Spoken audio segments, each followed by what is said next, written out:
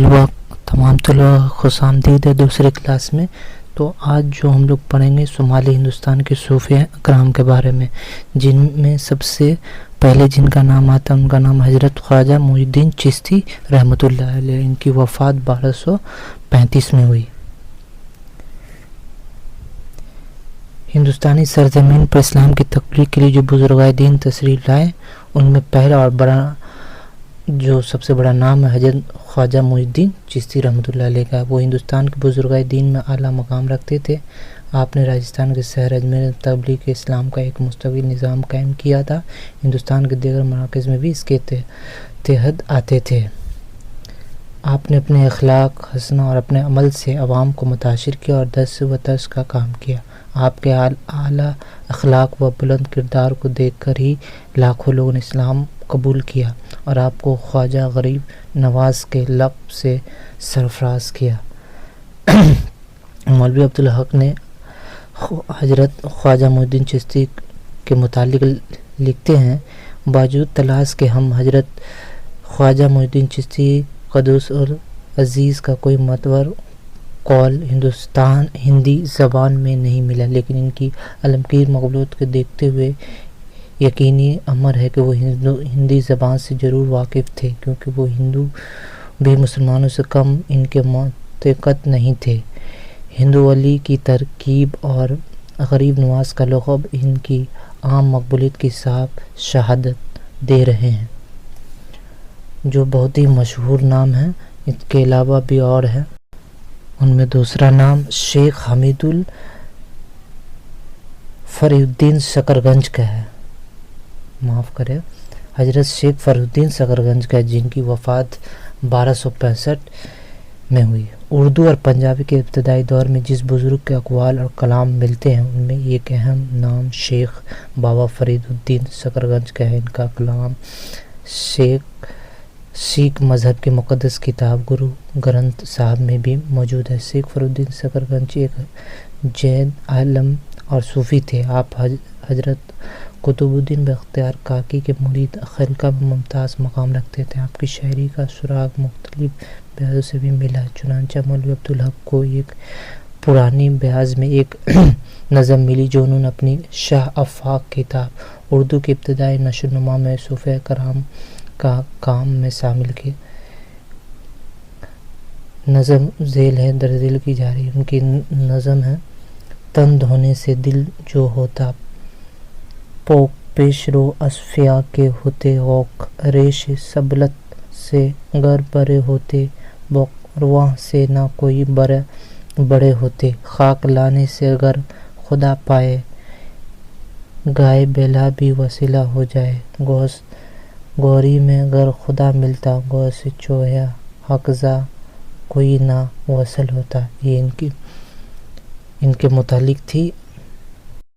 ان کے بعد جو دوسرا نام آتا ہے وہ آتا ہے امیر خسرو کا، جن کی وفات 1324 میں ہوئی۔ امیر خسرو کا نام اردو کے ادبی تاریخ میں اہمیت کا حامل۔ وہ بچپن سے ہی بہت ذہین و ذکی تھے، کئی زبانوں پر دسترس رکھتے تھے۔ آپ حضرت نظام الدین دہلوی کے مرید خاص تھے۔ امیر خسرو وہ فارسی کے عظیم مصنف تھے اور ان کی بہت ہی تخلیقات ملتی ہے جو ایران اور ہندوستان دونوں میں یکساں قابل احترام سمجھی جاتی ہے۔ ان کتابوں میں ہندوستان کی بولیوں، تہواروں، موسموں، پھلوں پھولوں کا ذکر کیا گیا ہے۔ یہاں کی آب و ہوا، حسن اور زندگی کے مختلف پہلو کی ستائش کی گئی ہے۔ ہندوستانی موسیقی میں انہوں نے کمال حاصل کیا تھا، بلکہ ایرانی راگوں کے میل سے بہت سارے رگنیاں بھی انہوں نے بنائی ہیں۔ ہندوستان کو قوالی اور ستارہ نہیں کی دین ہے۔ وہ امیر بھی تھے اور فقیر بھی۔ ایک طرف ان کی رسائی اور بار تک تھی، دوسری طرف وہ عوام سے بالکل قریب تھے۔ اس لیے فارسی کے علاوہ انہوں نے بہت زبانوں میں بہت ہی نظمیں و پہلیاں، مقرنیاں اور انمولیاں بھی لکھی ہیں۔ ان کے نام سے ایک نظم خالق باری بھی ملتی ہے۔ اردو شاعری امیر خسرو نے ایک طریقہ تو یہ اختیار کیا کہ ایک مصرع فارسی لکھا اور ایک مصرع اردو۔ دوسرا طریقہ یہ کہ آدھا مصرع فارسی اور آدھا مصرع اردو رکھا۔ تیسرا طریقہ یہ کہ دونوں مصرع اردو کے لائے خسرو کے کلام کے کچھ نمونے بھی دیکھ سکتے. گوری سودے سہج پر ڈارے کیس, چل خسرو گھر اپنے رین بائی چہو دیس, ظال مسکین مکن تغفل دورائے نینا بنائے بتیاں. یہ سب ان کی شاعری تھی.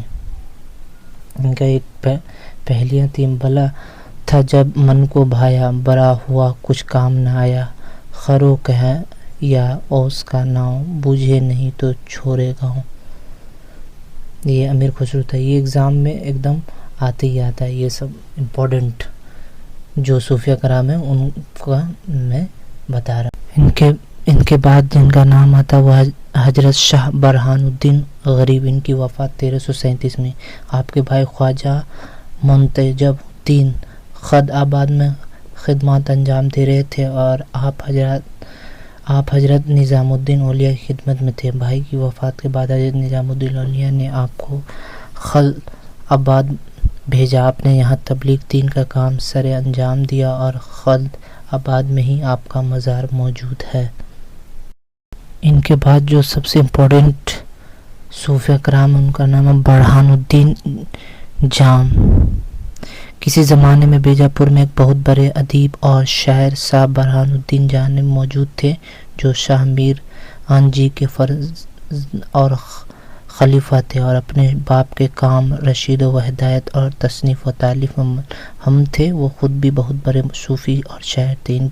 ان کی کئی کتابیں اس وقت موجود ہیں. ان کا کلام بہت مقبول ہوا اور اب بھی ہندوستان میں دور دور اس کے نسخے ملتے ہیں. ان کی مشہور کتابوں میں ارشاد نامہ 2500 اشعار کی طویل مثنوی ہے جو شائع ہو چکی ہے. اس میں حمد و نعت کے بعد اپنے پیر و مرشد اور والد شاہ میران جی کے مدح لکھی ہے اور پھر تصوف کے مضامین منظور کیے ہیں.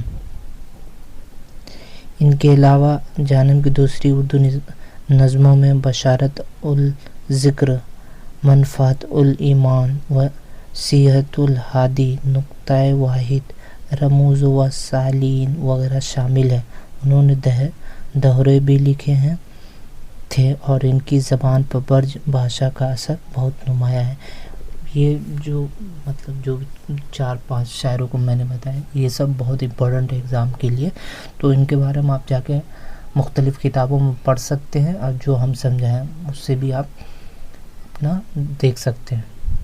اس کے علاوہ کسی طرح کا کچھ ڈاؤٹ وغیرہ ہو تو کامنٹ میں آپ کامنٹ کیجیے گا تو ہم وہ بتانے کی کوشش کریں گے.